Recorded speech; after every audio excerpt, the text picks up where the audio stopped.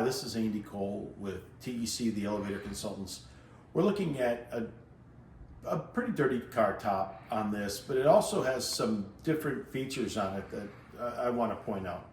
You have an original Otis elevator here, and you can see that with the roller guide system and the rest of it, you know, with the whole car top is Otis. And then you have an HD door operator that is ThyssenKrupp.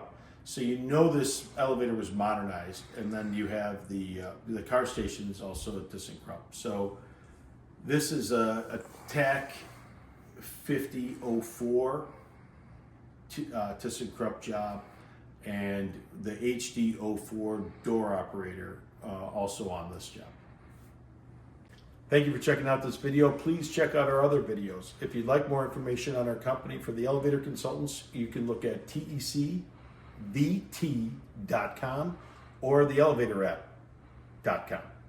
Thank you.